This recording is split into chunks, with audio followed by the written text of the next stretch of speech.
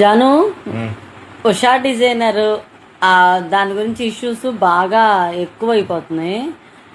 Insta open చేస్తే అదే వస్తుంది. నీ ఒపీనియన్ ఏంటి? ఓకే, చెప్పు తీసుకురా. ఏ అసలు అది కాదు, ప్రపంచంలో ఇన్ని క్వశ్చన్లు ఏడ్చి ఇన్ని బాధలు ఉన్నాయి. ఒక పక్కన ఇరాన్, ఇజ్రాయెల్, యుఎస్ ఇవన్నీ కొట్టుకుని వస్తున్నాయి. దానివల్ల గ్యాస్ రావట్లేదు, పెట్రోల్ లేదు, ఈ డీజిల్ లేదు. ఇంకో 2 నెలలు అయితే అడుక్కు తినాలి. ఏంటి దాని గురించి మాట్లాడట్లేదు. దోపిడీలు దొంగతనాల గురించి మాట్లాడట్లేదు. ఒక పక్కన కరెంట్ ఛార్జీలు పెట్టిన గురించి మాట్లాడట్లేదు. ఒక పక్కన ఏది ఇంజనీరింగ్ కాలేజ్ రీఎంబర్స్మెంట్ ఫీజు గురించి ఇప్పుడు పిల్లలందరినీ ఆన్లైన్ కట్టుకోమంటున్నారు. కేసు హైకోర్టు కూడా ఇచ్చింది. ఇప్పుడు దాని గురించి మాట్లాడలేదు. ఏమో 10,000 రూపాయల చీర గురించి వీళ్ళు మాట్లాడుకుని వచ్చేది ఏంటి? చాలా మంది వీడియోలు చేస్తారు జెంట్స్ తో సహా. అందుకే జెంట్ కదా నువ్వు కూడా మాట్లాడతావు. పని చేద్దాం, సిఎంఆర్ కి వెళ్ళమను, లేకపోతే ఇంకో రిలయన్స్ ట్రెండ్స్ కి వెళ్ళమను, ఇంకో దగ్గరికి వెళ్ళమను.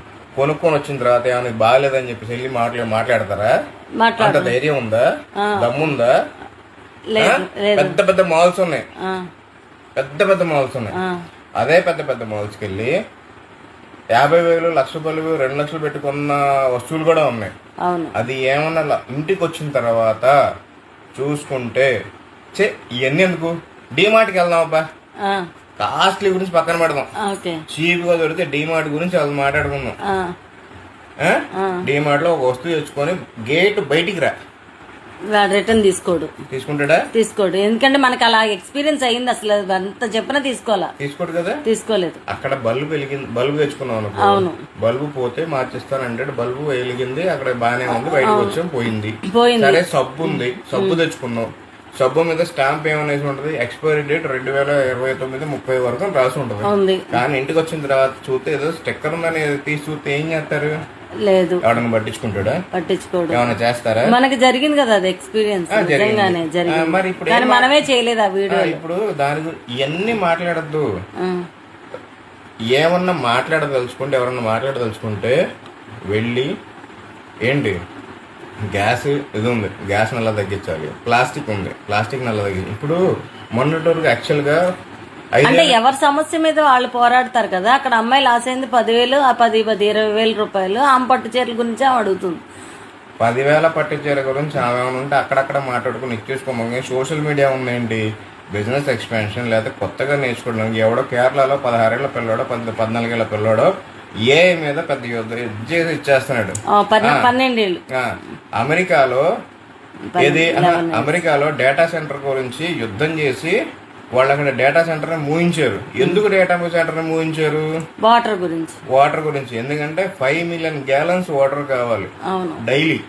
ఇది మన సిపియూస్ ని వాటిని అన్నిటిని కూల్ చేయాలంటే 5 మిలియన్ గ్యాలన్స్ ఫ్రెష్ వాటర్ కావాలి. ఇప్పుడు ఒక మాట మాట్లాడుకుందాం, నిజమో అబద్ధమో ఏమో తెలియదు. ఇన్ని లక్షల ఉద్యోగాలు వస్తున్నావు, ఇన్ని కంపెనీలు మన దగ్గర 30,000 ఉద్యోగాలు కూడా పోయినాయి. ఒక నిమిషం, ఇన్ని కంపెనీలు ఉద్యోగాలు ఇస్తున్నారు, ఇన్ని కంపెనీలు ఇది వస్తున్నాయని రాజకీయాలు చేస్తున్నారు కదా.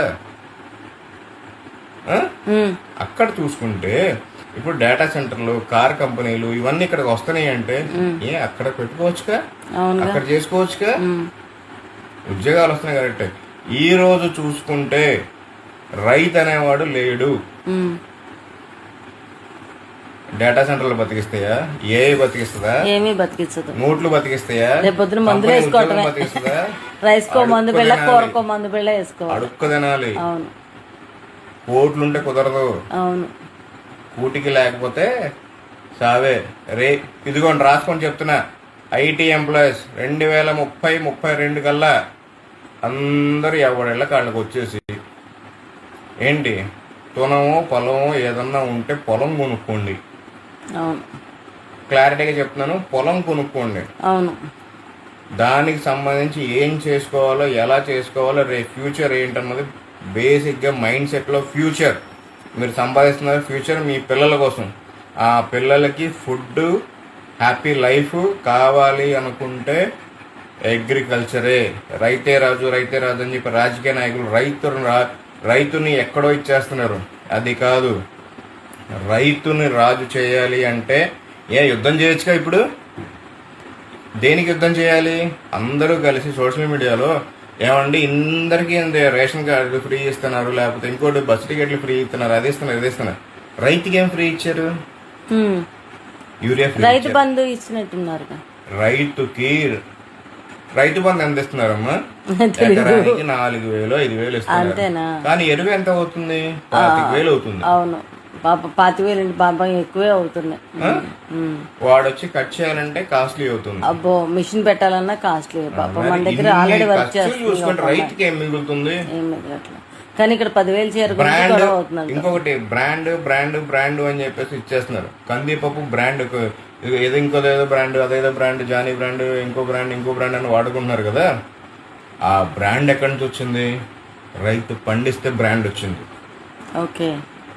రైతు కష్టపడి చెమటోచి కష్టపడి తుఫాన్ వచ్చినా, వరదలు వచ్చినా, వాన వచ్చినా, ఏ ఎండ వచ్చినా, ఏం వచ్చినా కష్టపడి నిలబెడితేనే రైతు అన్నది. కందిపప్పు ఒకటి బ్రాండ్, ఇది బ్రాండ్, ఆ బ్రాండ్ అంటే బ్రాండ్ల పేర్లు చెప్పకూడదు, ఆ బ్రాండ్ పేరు వేసుకొని బతికేస్తున్నాడు. మరి ఇప్పుడు ఉషాకిను ఇప్పుడు పావనికి ఏమి చెప్దాం అనుకుంటున్నాం? ఇది ఇప్పుడు ఉషా డిజైనర్ కి పావనికి. ఉషా డిజైనర్ ఆమె బిజినెస్ ఆమె చేసుకుంటున్నాను. అవును. ఓకే, ఎవరి బిజినెస్ వాళ్ళు పని చేసుకుంటారు. ఇప్పుడు అదే చెప్తున్నాను, ఎవరి స్కిల్స్ వాళ్ళే. ఓకే. ఇప్పుడు ఎక్కడో చాలా జరుగుతాయి స్కామ్లు. చెప్తాను, హైదరాబాద్ లో మొన్న కూడా 2 కోట్లు ఇప్పిస్తానని చెప్పి 50 లక్షలు తీసుకొని ఆన్ ది స్పాట్ జంప్ అయిపోయాడు. ఏం చేశారు? ఏం చేయలేదు. అమ్మాయి ప్రూవ్ చేయమంటుంది. అమ్మాయి చెప్తున్నా, ఇప్పుడు మాట్లాడే అమ్మాయి అంటే మాట అన్నది మనకు ఆ అమ్మాయి పెరిగిన వాతావరణం కానీ ఏదైనా సరే మాట కటువుగా ఉండొచ్చు. బిజినెస్ లో కొంచెం కటువుగా ఉంటేనే ఇచ్చేయగలరు. ఇప్పుడు చాలా సాఫ్ట్వేర్ కంపెనీస్ ఉన్నాయి. సాఫ్ట్వేర్ కంపెనీల్లో లేకపోతే ఇంకొక చోట ఏదైనా ఎంప్లాయ్మెంట్ స్టేటస్ లో పైన ఉన్నవాడు కింద ఉండి తిడతాడు. ఎందుకు తిడతాడు? పైన ఉన్నవాడు కింద ఉండి కిందోడు అలా తిప్పుకుంటూ వెళ్తాడు. ఎందుకంటే పైన ఉన్నవాడికి ఆ కుర్చీ అన్నది ఒకటి ఉంటుంది కదా, ఆ కుర్చీ అన్నవాడికి ఈ 100 మందికి చెప్పాలి. వీడు ఆ పైన ఒక్కడికే చెప్పాలి.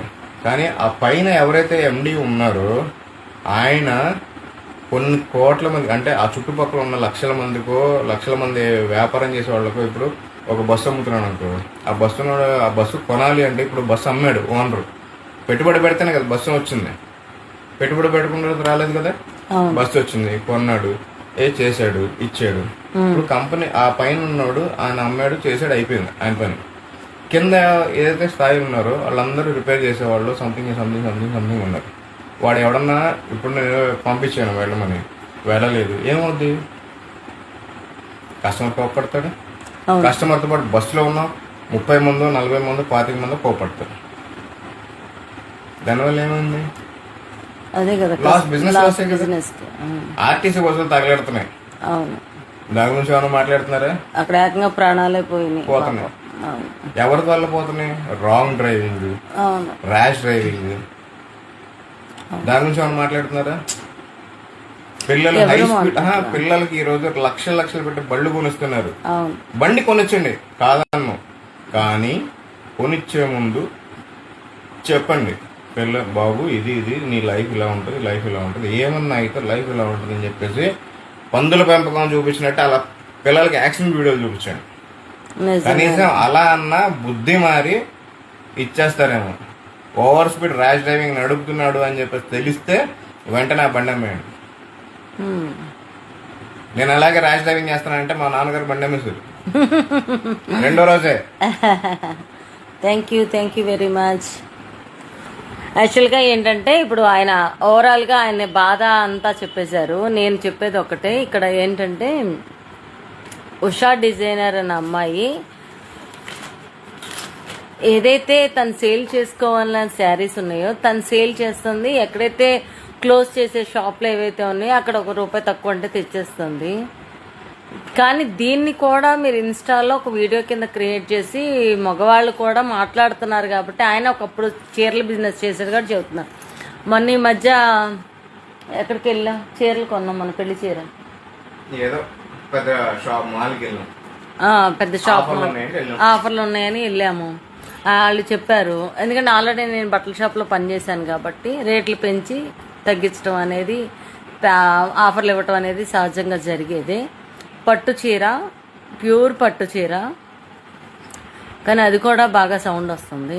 మీకు అది కూడా రేపొద్దున వీడియో పెడతాను. ఒక్కొక్క పట్టు చీర మీకు వీడియో పెట్టి అలాగే ఇది చేస్తాను. ఉషా డిజైనర్ రైటా రాంగా, పావని రైటా రాంగా అనే దాని గురించి మీరు నేను పెట్టిన చీరల తర్వాత ఏది పట్టు ఏది పట్టు కాదు, ఇది ఇప్పుడుది కాదు, మా అమ్మ అప్పటి నుంచి వచ్చిన మా అమ్మ చీరలు, నా చీరలు, రీసెంట్గా మా ఆయన కొన్న పట్టు చీరలు మొత్తం కలిపి రేపు ఒక వీడియో చేస్తాను. Usha designer is right are wrong, Pavani right are wrong అనేది అసలు పట్టు అంటే ఏంటి అనేది మీరు తెలుసుకోవాల్సిన విషయం ఉంటుంది.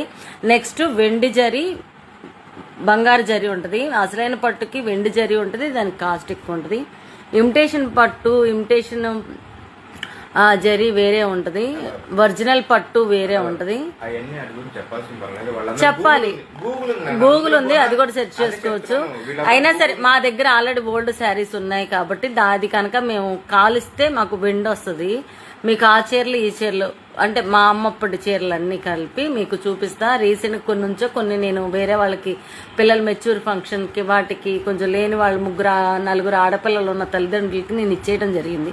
కొంత జ్ఞాపకంగా 1-2 చీరలు అట్లా అట్టు పెట్టుకున్నాను. రేపొద్దున ఆ వీడియో చేస్తా. ఇది ఏమైనా ఉంటే ఫర్దర్గా కన్జ్యూమర్ కోర్టుకు వెళ్ళండి, లేదంటే ప్రూవ్ చేస్తానన్న విషయంలో ఇద్దరు వెళ్ళి చేసుకోండి. ఈ సోషల్ మీడియాని అడ్డు పెట్టుకొని ఉషా డిజైనర్ని లేదంటే ఆ అమ్మాయినో పెట్టుకొని మీరు ఫాలోవర్స్ లైక్స్ మాత్రం తీసుకోవాలని మాత్రం ట్రై చేయకండి. ఇది నా హంబల్ రిక్వెస్ట్. ఎందుకంటే కష్టపడే వాళ్ళు లేరు ఈ రోజుల్లో, ఈజీ మనీకి అలవాటు పడ. ఆ అమ్మాయి చాలా కష్టపడింది, నేను ఎప్పటి నుంచో చూస్తున్నా. కానీ ఆ అమ్మాయి ఎవరో కూడా నాకు తెలీదు. మేము కూడా అనుకున్నాం ఒకసారి ఊరు వెళ్దామని. ఫ్లడ్స్ వచ్చినప్పుడు కూడా ఆ పాప అప్పటికే అంత రేంజ్లో లేదు, అయినా సరే దాన ధర్మాలు చేసింది. మనం చేసిన మంచిని కూడా కనిపెట్టాలి. మీరు ఇప్పుడు చెప్తున్నారు, నేను ఎప్పుడో గ్రూప్ పెట్టినప్పుడే ఈ ఉషా డిజైనర్ అన్న అమ్మాయి మాతో పాటే వేరే చోట కూడా అమ్మాయి ఫ్లడ్స్కి అమౌంట్ కలెక్ట్ చేయటం, దాన ధర్మాలు చేయటం, కలెక్ట్ చేయకుండా అమ్మాయి సొంత డబ్బులు వేసుకొని చేయటం, ఇలా చేసి అలాగా అమ్మాయి పైకి వచ్చింది 1 by 1. ఈ 2-3 ఏళ్లలో అమ్మాయి గ్రిప్పింగ్ తెచ్చుకుంది 5 ఏళ్లలో. కాబట్టి దయచేసి అర్థం చేసుకొని వెళ్ళండి. ఈ చిన్నదానికి ఇన్స్టాగ్రామ్ మొత్తం ఉషా డిజైనర్ మీద పడిపోవటం కాదు. ఆ పాపకి ఇప్పుడు దాకా ఇన్స్టానే లేదో ఒక ఇన్స్టా పెట్టుకొని వెళ్ళింది. ఇద్దరిలో తప్పొప్పులు చూసుకొని మాట్లాడండి, కానీ దుమ్మెత్తేసేయాలి, దుంపుడు చేయాలి. అమ్మాయి పెరిగిన వాతావరణానికి పిచ్చిగా మాట్లాడటమే తప్ప రిటర్న్ తీసేసుకుంటే అయిపోయేది. కానీ తనేమనుకుందంటే రిటర్న్ తీసుకుంటే నా తప్పు ఉన్నట్టే కదా, ఇక్కడ మీరు పాయింట్ చేయాల్సింది నా తప్పు ఉన్నట్టే కదా, కాబట్టి టెస్టింగ్ వెళ్దాం. ఒకవేళ టెస్టింగ్లో అది ప్యూర్ పట్టు కానప్పుడు ఎవరైతే వాళ్ళు పట్టు అని అమ్మారో ఆ వాళ్ళ మీద అమ్మాయి ఫైట్ చేస్తుంది. ముందు ఇది ఒక్కటి కనిపెట్టండి. చెప్పండి. ఎదుగుతుంటే కిందకి లాగేవాళ్ళు చాలా మంది ఉంటారు. ఎదుగుతుంటే కిందకి లాగేవాళ్ళు చాలా మంది ఉంటారు. అందులో నిజమో ఎంతో అబద్ధం ఎంతో తెలియదు. అవగాహన ఉన్నోళ్ళు ఉంటారు, అవగాహన లేని వాళ్ళు ఉంటారు. ఉషా డిజైనర్ గురించి నేను అసలు మాట్లాడట్లేదు. ఆ అమ్మాయిది తప్పు ఉంది, ఈ అమ్మాయిది తప్పు ఉంది అని కూడా చెప్పను. ఎందుకంటే ఆ అమ్మాయిదేమో డబ్బులు పెట్టిన బాధన, ఈమెంటే నేను ఒరిజినలే అమ్మాననే బాధన. ఈ ఇద్దరి బాధ వాదన ఇద్దరిది కలిపి ఒక క్లారిటీకి ఇద్దరు వచ్చేయాలి. ఎవరైతే పట్టు ఉన్నారో వాళ్ళ దగ్గరికి వెళ్ళి ఇది పట్టు కాదా అవునా, ఎవరైతే పట్టు ఇవ్వలేదో పట్టు అని చెప్పి అమ్మారో దానికి సంబంధించి ఉషా డిజైనర్ వెళ్ళి పోట్లాడాలి. పావనికి కాదు, ఆ అమ్మాయి చీరలో ఈమె రిటర్న్ తీసుకుని అమౌంట్ ఇవ్వాల్సిందే. ఎందుకు ఇవ్వాల్సిందే అంటే మనమే అమ్మాం కాబట్టి, వర్కర్ తప్పు చేసినా మనమే బాధ్యులం కాబట్టి. సరే మాల్స్ జోలికి పోవద్దులే, మనకంటే సొంత రిపోజిషన్ ఉంది, మాల్స్ జోలికి పోవట్లేదు. ఎందుకంటే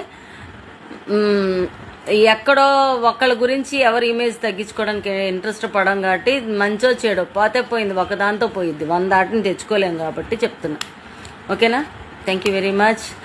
ఇంతసేపు నేను మాట్లాడింది విన్నందుకు, మా వారి బాధ గోడు కూడా విన్నందుకు, కేవలం అవగాహన కోసమే. రేపొద్దున నిజంగానే పట్టు చీరలు పెడతాను, నాకు టైం చూసుకోండి.